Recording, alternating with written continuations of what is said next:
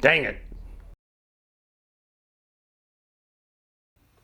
Hi, Bob Cadote, Cam Chaos Chronicles. And on this episode of the Tool Room, what we're going to look at is the tool that we probably use more on a week-to-week, day-to-day basis than any other in the shop. And that is the ultimate automotive rotisserie. Now, if we look at this side of the shop here, what you see is a Jaguar XJ6, XJ40 model, hovering about 4 feet above the shop floor. And if that's what you need, any low-rise lift is going to do that for you. The thing is, though, that a rotisserie, like its name implies, gives you so much more. It allows you to rotate the vehicle into any position that you need it to be in to do what you need to do. And lock it out, and there you have it. You can rotate this thing 360 degrees with ease. Now you'll notice that it took me a significant amount of effort to actually get this one to move. We'll explain that more later. Let's take a look at the features of this particular rotisserie. When I was looking for rotisseries, there's a lot of them on the market. And you can buy a reasonably good rotisserie for around $1,000 if your goal is to just take an empty shell and do rust repair, scrape the undercoating off, just basically get the car in a condition where you can actually start doing the final body work on it. The thing that I liked about this one was, number one, it's built from plans. You can go on eBay, you can purchase the plans for $20, $25, I believe, and build this thing yourself in what they described as a long weekend, which for me turned out to be 6 days, including painting.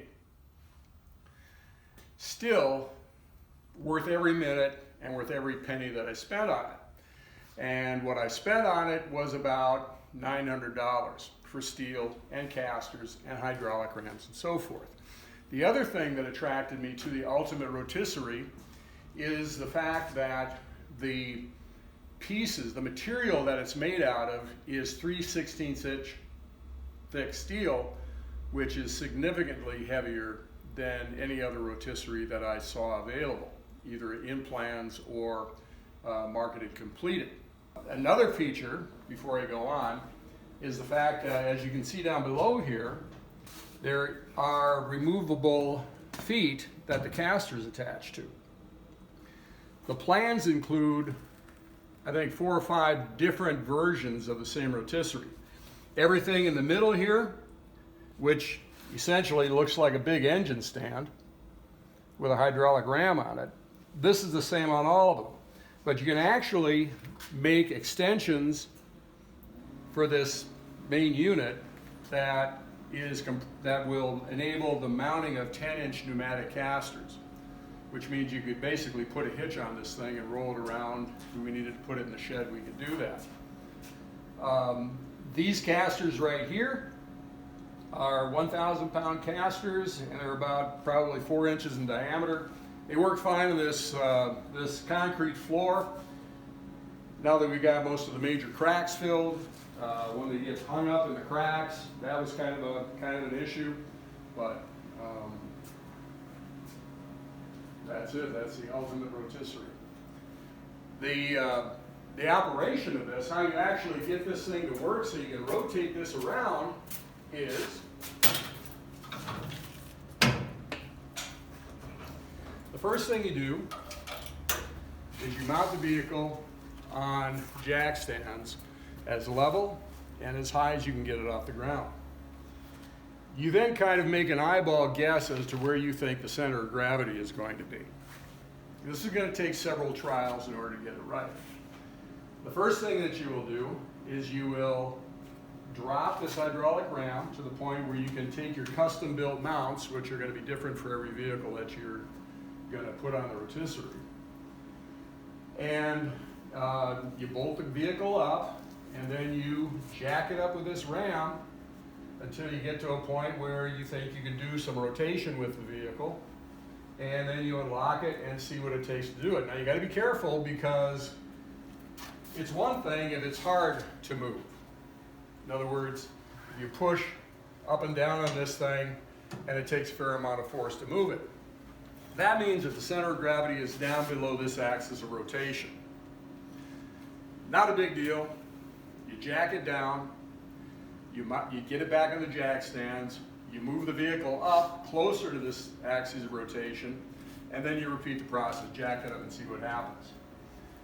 Okay, you got to be careful the first time you do this, because if you get the center of gravity up above this axis of rotation, okay, it'll start moving real easy and then it'll start to run away. You can actually get the vehicle to flop over. Not a good thing. So start out with it in a position where you know it's going to be too low, and then work your way to a position where you can actually take a full-size vehicle and mount it on here and move it with just hand pressure. Now you notice that it takes a fair amount of force for me to actually